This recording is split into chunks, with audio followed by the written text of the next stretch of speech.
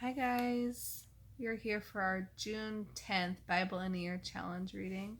That is going to come from 2 Kings 24 through 25, Job 14, and 1 Corinthians chapter 2. So 2 Kings chapter 24.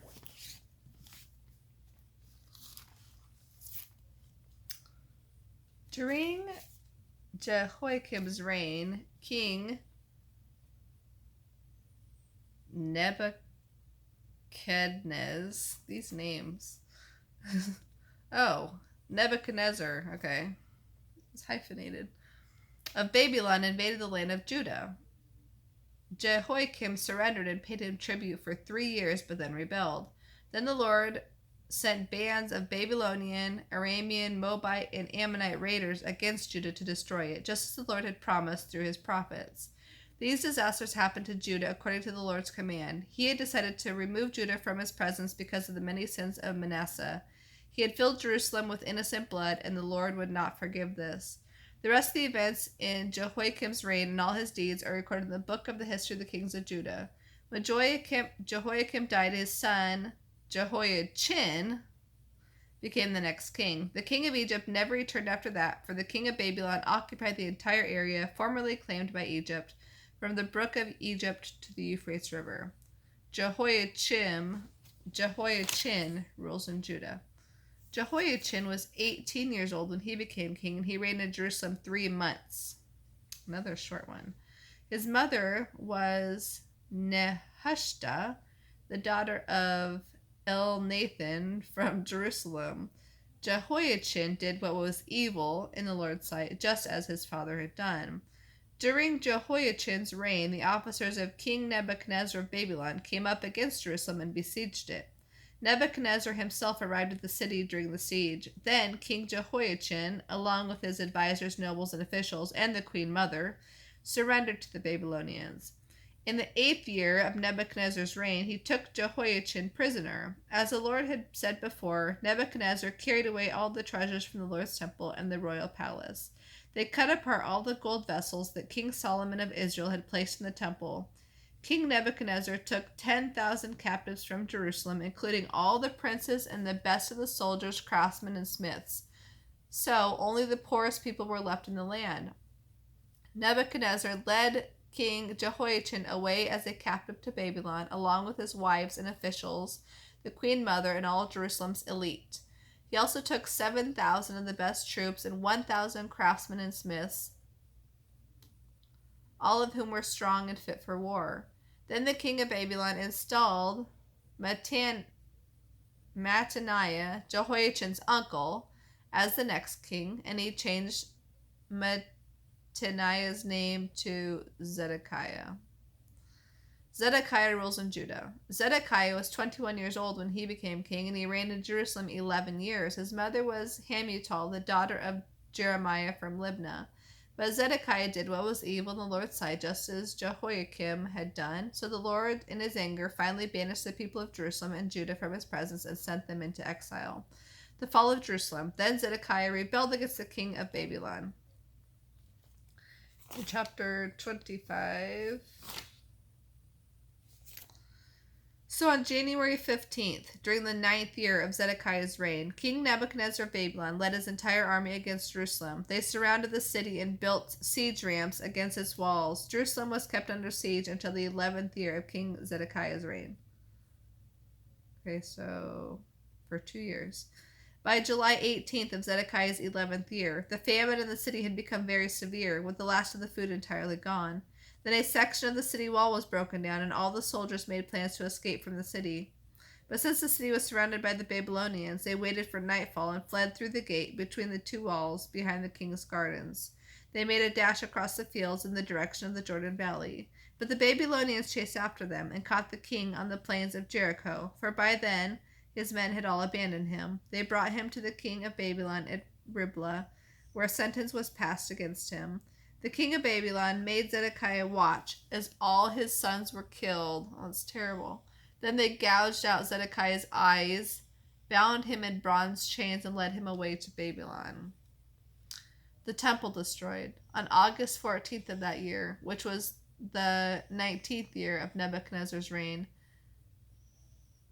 Nebuzaradan, captain of the guard and official of the Babylonian king, arrived in Jerusalem. He burned down the temple of the Lord, the royal palace, and all the houses of Jerusalem. He destroyed all the important buildings in the city. Then the captain of the guard supervised the entire Babylonian army as they tore down the walls of Jerusalem. Nebuzaradan, captain of the guard, then took as exiles those who remained in the city, along with the rest of the people and the troops who had declared their allegiance to the king of Babylon. But the captain of the guard allowed some of the poorest people to stay behind in Judah to care for the vineyards and fields. The Babylonians broke up the bronze pillars, the bronze water carts, and the bronze sea that were at the Lord's temple, and they carried all the bronze away to Babylon. Then they took all the pots, shovels, lamps, snuffers, dishes, and all the other bronze utensils used for making sacrifices at the temple. Nebuzaradan, captain of the guard, also took the fire pans and basins and all other utensils made of pure gold or silver. The bronze from the 2 pillars, the water carts, and the sea was too great to be weighed, for these things had been made for the Lord's temple in the days of King Solomon. Each of the pillars was 27 feet tall. The bronze capital on top of each pillar was 7.5 feet high and was decorated with a network of bronze pomegranates all the way around. The captain of the guard took with him as prisoners Sariah, the chief priest, his assistant Zephaniah, and the 3 chief gatekeepers. And of the people still hiding in the city, he took an officer of the Judean army, 5 of the king's personal advisors, the army commander's chief secretary, who was in charge of recruitment, and 60 other citizens. Nebuzaradan, the commander, took them all to the king of Babylon at Riblah. And there at Riblah, in the land of Hamath, the king of Babylon had them all put to death. So the people of Judah were sent into exile from their land. That's really sad that they completely destroyed the Lord's temple after all of the work and planning that was done, and that was where the Lord was with the people, I guess. That's where he said that.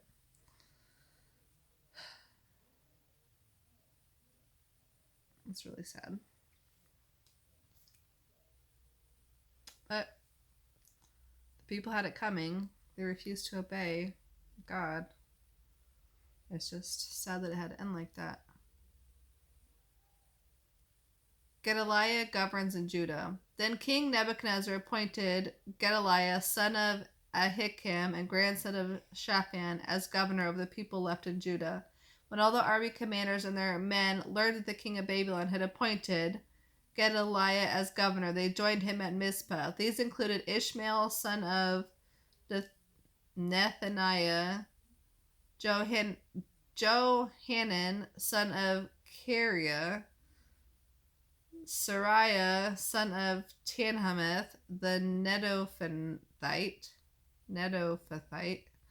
and Jazaniah, son of the Maacathite, and all their men. Gedaliah vowed to them that the Babylonian officials meant them no harm. Live in the land and serve the king of Babylon, and all will go well for you, he promised. But in mid-autumn of that year, Ishmael, son of Nethaniah and grandson of Elishama, who was of the royal family, went to Mizpah with 10 men and assassinated Gedaliah. I don't know what I was saying. And everyone with him, both Judeans and Babylonians. Then all the men of Judah, from the least to the greatest, as well as the army commanders, fled in panic to Egypt, for they were afraid of what the Babylonians would do to them. Hope for Israel's royal line. In the 37th year of King Jehoiachin's exile in Babylon, that's actually his name, Evil-Merodach ascended to the Babylonian throne. He was kind to Jehoiachin and released him from prison on April 2nd of that year. He spoke pleasantly to Jehoiachin and gave him preferential treatment over all the other exiled kings in Babylon. He supplied Jehoiachin with new clothes to replace his prison garb and allowed him to dine at the king's table for the rest of his life. The Babylonian king also gave him a regular allowance to cover his living expenses until the day of his death. And that's all for 2 Kings. Okay. And then Job 14.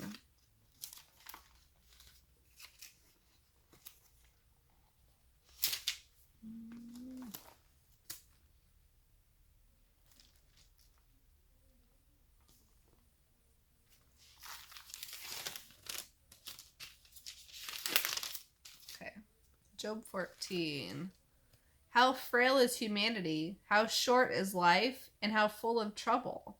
Like a flower, we blossom for a moment and then wither. Like the shadow of a passing cloud, we quickly disappear. Must you keep an eye on such a frail creature and demand an accounting from me?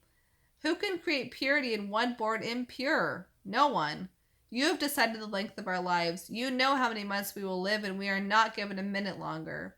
So give us a little rest, won't you? Turn away your angry stare. We are like hired hands, so let us finish the task you've given us. If a tree is cut down, there is hope that it will sprout again and grow new branches. Though its roots have grown old in the earth and its stump decays, at the scent of water it may bud and sprout again like a new seedling. But when people die, they lose all strength. They breathe their last, and then where are they? As water evaporates from a lake and as a river disappears in drought, people lie down and do not rise again. Until the heavens are no more, they will not wake up nor be roused from their sleep. I wish you would hide me with the dead and forget me there until your anger is past. But mark your calendar to think of me again. If mortals die, can they live again? This thought would give me hope, and through my struggle I would eagerly wait for release. You would call and I would answer, and you would yearn for me, your handiwork. For then you would count my steps instead of watching for my sins. My sins would be sealed in a pouch, and you would cover over my iniquity. But as mountains fall and crumble, and as rocks fall from a cliff, as water wears away the stones, and floods wash away the soil, so you destroy people's hope. You always overpower them, and then they pass from the scene. You disfigure them in death and send them away. They never know if their sons grow up in honor or sink in insignificance. They are absorbed in their own pain and grief. Okay. And then 1 Corinthians chapter 2.